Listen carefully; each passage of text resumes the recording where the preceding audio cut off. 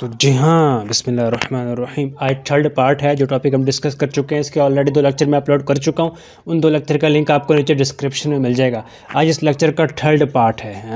नज़र आ रहा है? ये देखो भाई, मेजरमेंट ऑफ मैग्नेटिक मूवमेंट की हम मेजरमेंट कैसे कर सकते हैं, इस पर आज बात करेंगे। इसको ग्राफ से भी समझने की कोशिश करेंगे, इसकी इक्वेशन को परखेंगे, देखेंगे।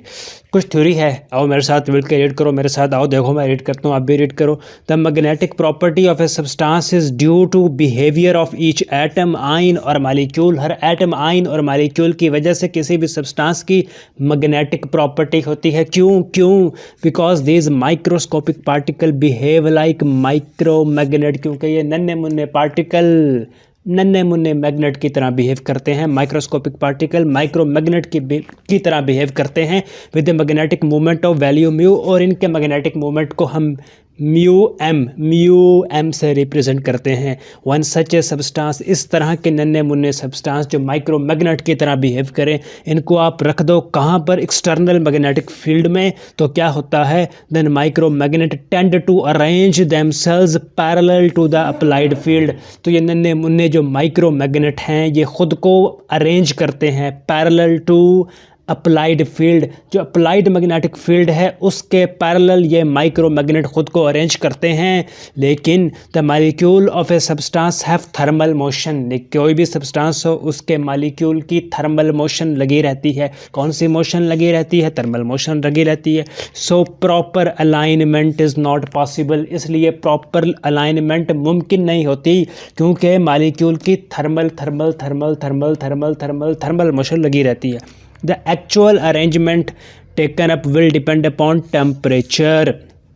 साइंसदान साहिब थे, लैंगुइन Sahib, gave a relationship between molar magnetic susceptibility, magnetic moment and temperature। और रिलेशनशिप क्या है, वो रिलेशनशिप क्या है, आओ मैं दिखाता हूँ।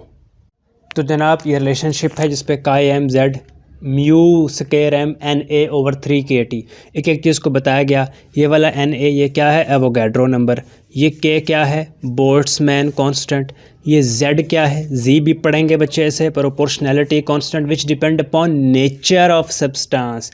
ये म्यू एम क्या है? ये वाला म्यू एम ये मैग्नेटिक मोमेंट है, और ये काई एम क्या है? मोलर मैग्नेटिक ससेप्टिबिलिटी है। अब आपको करना क्या है? आपको ये करना है कि इसको इक्वेशन नंबर 1 दे दो, और यहाँ पर एक चीज़ लिखो, और वो चीज़ क्या लिखनी है कि इसको इक्वेशन 1 ये स्ट्रेट लाइन इक्वेशन है। Equation 1 is straight line equation. इस पर इसको ज़रा प्लॉट करो। ये स्ट्रेट लाइन इक्वेशन है, तो इसको हमने एक ग्राफ में प्लॉट करना है। तो हमें इसमें ग्राफ में प्लॉट कैसे करना है वो मैं आपके सामने करता हूँ। जनाब वाई एक्सिस आपका ड्रा हो गया, और आपका एक्स एक्सिस ड्रा हो गया। ठीक है जी।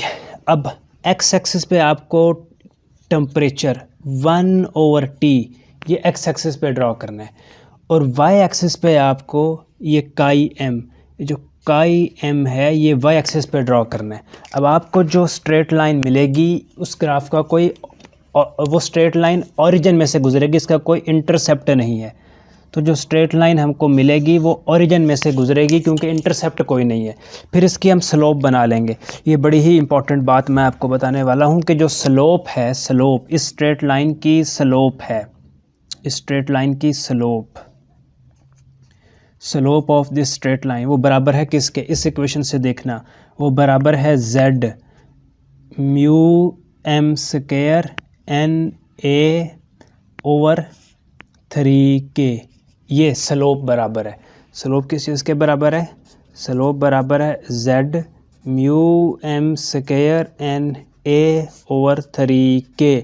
इसमें बहुत सारी चीज़ें कांस्टेंट हैं, मसलन जेड कांस्टेंट है क्योंकि सब्सटेंस पर डिपेंड करता है, एन ए कांस्टेंट है, ये के बोल्ट्जमैन कांस्टेंट है, 3 भी कांस्टेंट है। तो यहाँ से आप म्यू स्क्वायर एम निकाल सकते हो अगर आपको स्लोप पता हो।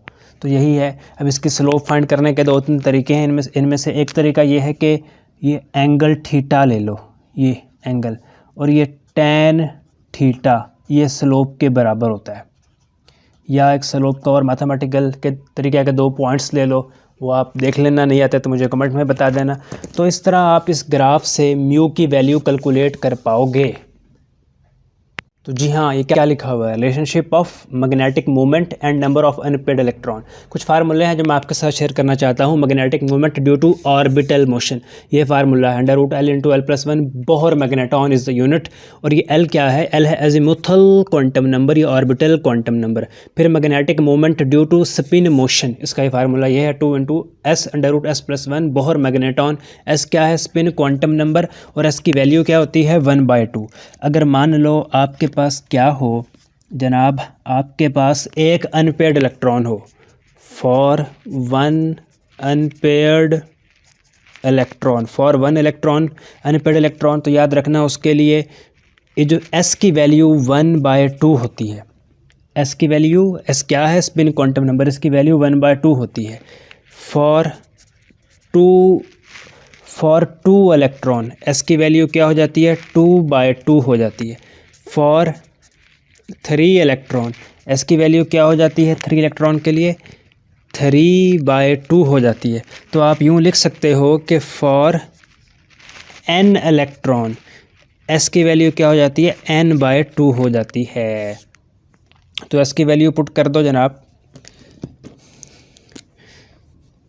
ये जो spin quantum number magnetic moment due to spin quantum number है, अगर आप उसे US लिख दो, magnetic moment due to spin quantum number, तो ये किसके बराबर हो जाएगा, इज इक्वल टू 2 S की जगह पर हम n/2 लिख देंगे, इस S की जगह पर भी हम n/2 लिख देंगे +1। तो ये आपके पास दूसरा फार्मूला बन गया। अब इसके साथ थोड़ा सा मैथमेटिक्स करना है, थोड़ा सा मैथमेटिक्स खेलना है, तो आप इसको यूँ भी लिख सकते हो। वो मैं अभी आपको नहीं बताऊंगा क्योंकि वीडियो ज़रा लेंथी ना हो जाए, फिर बच्चे रोते हैं सर वीडियो लेंथी हो गई। तो ये फार्मूला यूज़ कर लो अगर आपको अच्छा लग रहा है।